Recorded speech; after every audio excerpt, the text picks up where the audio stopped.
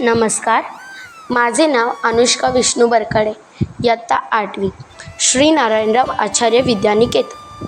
साने गुरुजी लिखित श्यामची आई रात्र 28वी. साम सदाशिव पाऊस दे. त्या वर्षी पाऊस आधी चांगला पडला, परंतु मागून पडेना. लावणी झाली होती, परंतु पुढे शेतीतील चिखल वाळून गेला. खाचरेतील पाणी नाहीसे झाले. माळावरील गवत सुकून जाऊ लागला. लोकांना काळजी वाटू लागली. शेतकरी आकाशाकडे आशेने बघत होता. कोठे काळा ढग दिसतो का पाहत होता. पाऊस हा आधार आहे. पावसामुळे जग चालले आहे. पाऊस नाही तर काही नाही. जीवनाला पाणी पाहिजे. पाण्याला शब्द मुळी जीवन हा आम्ही योजला. मला संस्कृत भाषेचा कधीकधी फार मोठेपणा वाटतो. पृथ्वीला, पाण्याला वगैरे जे शब्द असेल त्यात केवढे काव्य आहे. पृथ्वीला क्षमा हा शब्द ज्याने योजला तो केवढा थोर कवी असेल. असेच पाण्याला जीवन हा शब्द ज्याने लावला त्याचेही हृदय किती मोठे असेल. पाण्याला किती गोड गोड नवे आम्ही दिले आहेत. पाण्याला अमृत, पय, जीवन अशी सुंदर नावे ज्यांनी दिली त्या पूर्वजांचे मला कौतुक वाटते. पाण्याला अमृत नाही म्हणवायचे तर कशाला. कोमजलेल्या फुलावर थोडे पाणी शिंडा, वळलेल्या झाडाला पाणी घाला. सुकलेल्या गवतावर 4 दवाचे थेंब पडू नये. म्हणजे पहा कशी जीवनाला टवटवी तेथे येते ती. मरणालाही जीवन देणारे म्हणजे पाणीच होय. थोडं पाणी प्या, लगेच थकवा दूर. तो हुशारी पाण्याला वैद्यकीय ऋषींनी माता म्हटले आहे. आई मुलाला दूध देते, परंतु दुधाहूनही पाणी थोर आहे. पाणी नेहमी पाहिजे. पाण्याचा रस जन्मल्यापासून मरेपर्यंत पाहिजे. प्रेम करणाऱ्या आयाप्रमाणे हे पाणी आहे असे ऋषी म्हणतात. पाण्यात जीवनशक्ती आहे तशी कशात आहे? पाण्याचा महिमा कोण वर्णन करील? पुन्हा निरुपाथी, ज्याला रंग नाही, गंध नाही, आकार नाही, जो रंग द्यायला, जो गंध द्यायला, जो आकार द्यायला, तसे ते पाणी आहे. पाणी म्हणजे भगवंताचे रूप आहे. त्या वर्षी पाणी पडेना, पीक वाढेना, अवर्षांची चिन्हे दिसू लागली. अवर्षण जावे व वर्षाव व्हावा म्हणून आमच्या गावात शंकराला कोडण्याची जुनी पद्धत आहे. गावात शंकराचे देऊळ आहे. पाण्यात शंकराच्या पिंडीस बुडवायचे. सारा गाभार पाण्याचे भरून टाकायचा. भटजी रुद्र म्हणत असत व काही लोक पाण्याचे हंडे भरून आणीत असत व ओतीत असत. 7 दिवस अहोरात्र अभिषेक करायचा.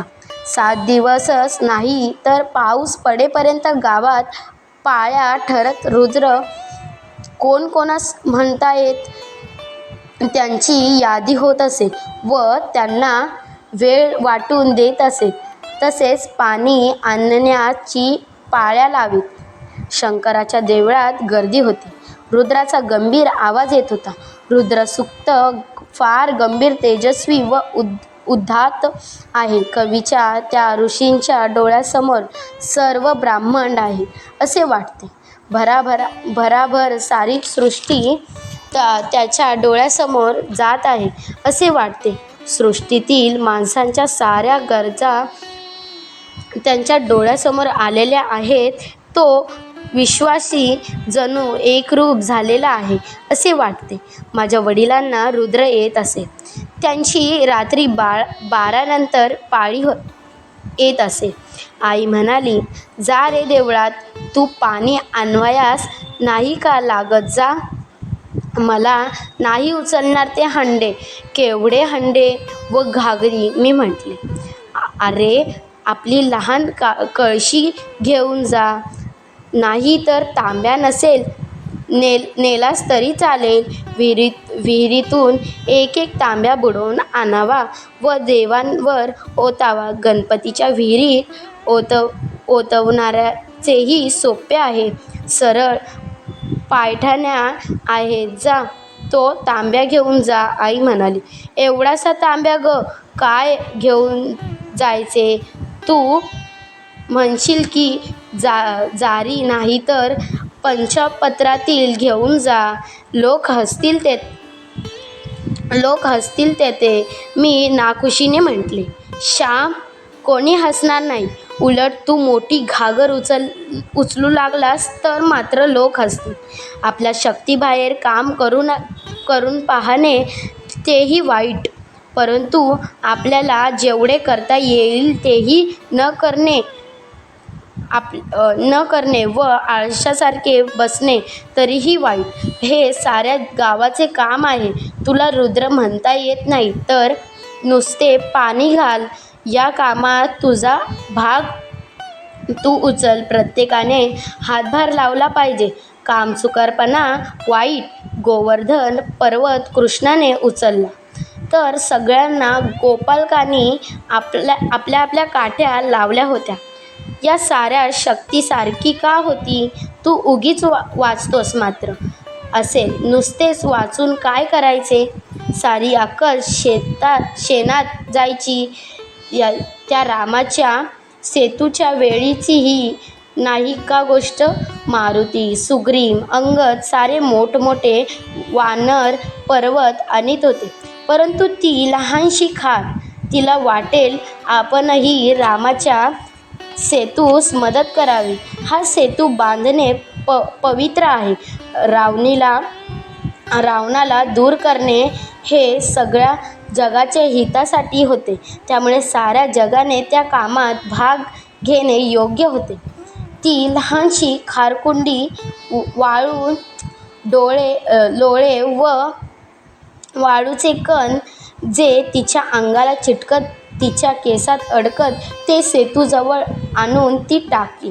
तेथे जाऊन ती अंग झाडी व ते कण पडत. तिला शक्ती होती त्याप्रमाणे ती काम करीत होती. तुला हंडा उचलत नसेल तर कळशी घे. कळशीने दमलास तर तांब्या आण. त्याने दमलास तर फुलपात्र ने. जा श्याम. किती रे सांगायचे? आई मला समजून म्हणत होती. शेवटी मी उठलो. लहानशी कळशी घेऊन देवळात गेलो. कितीतरी मुले पाणी नेत होती. शंकराला कोंडीत होती. पाण्यात बुडवीत होती. देवळात मंत्र चाललेले होते. पाणी ओतले जात होते. गंभीर देखावा होता. माझ्याहूनही लहान लहान मुले तांब्या भरून पाणी नेत होती. मी त्यांच्यात मिळलो. मला प्रथम लाज वाटत होती. एक भटजी मला म्हणाले, श्याम, आज आलास वाटते. तू इंग्रजी शिकतोस म्हणून लाज वाटत होती वाटते. मी काही बोललो नाही. मला लहान मुले पाणी आणताना मंत्र म्हणत होती. वेदनातील मंत्र नव्हते.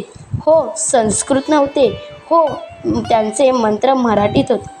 सांब सदाशिव पाऊस दे, शेत भाते पिकू दे, पैशाने पायली विकू दे, हे त्यांचे मंत्र होते.